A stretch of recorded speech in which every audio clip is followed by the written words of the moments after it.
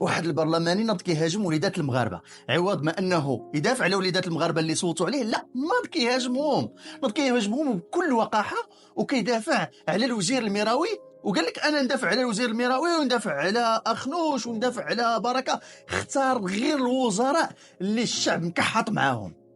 نسمعوا له ونرجعوا نكملوا معكم الهضره. أسائل الوزير إذا أخطأ، لكنه لم يخطئ. لم يخطئ الوزير، فالملف ما أخطأش، لأنه شوف لا تحمل شخصا الملف اش نقول لك عزيز عليك بزاف. ماشي عزيز عليا، أنا أنظر للملف بشكل شمولي.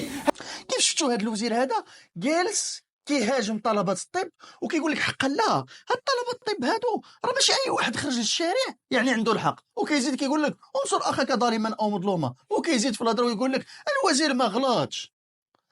اش عطاك الوزير باش دافع عليه بهذه الطريقه؟ هذا هو السؤال اللي طرحه الضيف اللي معاه في البرنامج وما لقاوش ليه جواب.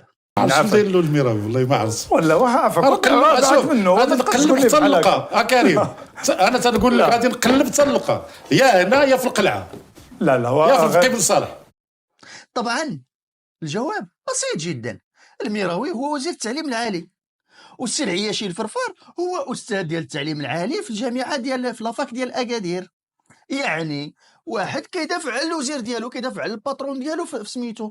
ممكن غدا يقترحوا رئيس جامعه، ممكن يقترحوا عميد كليه، ممكن بزاف ديال الاقتراحات، لان المنصب ديال البرلماني ما غيدومش.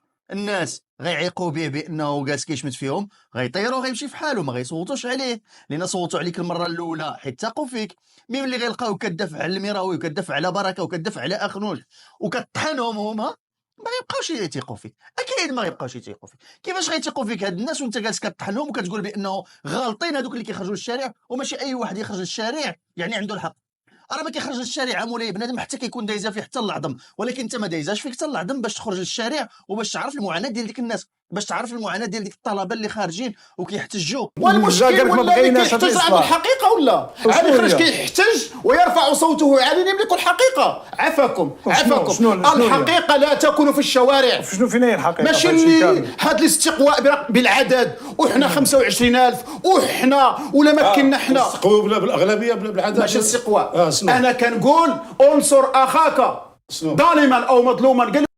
جالس كيقول لك انصر اخاك ظالما او مظلوما. كيفاش هاد انصر اخاك ظالما او مظلوما يجي هاد الميراوي ويخرج على ولاد الشعب وتنشروه؟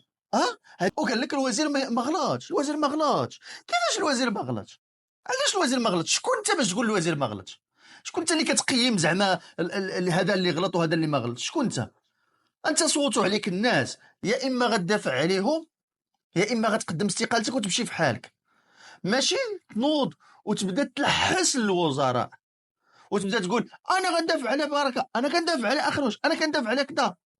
ندافع كيف ما ندافع على نزار، ندافع على عبد العزيز، على رئيس الحكومه، ندافع على وزير الماليه. يكونوا غالطين.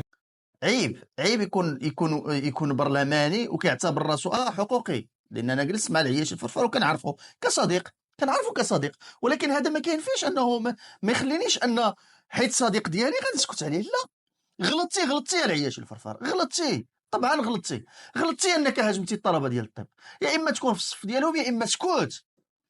اما تجيو كلشي جالس كيشيطن في طلبه الطب، كلشي جالس كيشيطن فيهم، كلشي ردهم شياطين. ها اللي كيقول لك راهم مدفوعين، ها اللي كيقول لك لا راه العدل الاحسان جالسه كتدفع فيهم، ها اللي كيقول كذا، ها اللي كيقول كذا، ها اللي كيقول كذا. علاش؟ غير باش يحميو ميراوي ويحميو اخنوش ويحميو الحكومه. وهذا الشعب شكون يحميه؟ هذا الشعب هذا اللي جالس كياكل الدق شكون يحميه؟ ما عندوش اللي يحميه للاسف، عنده الله.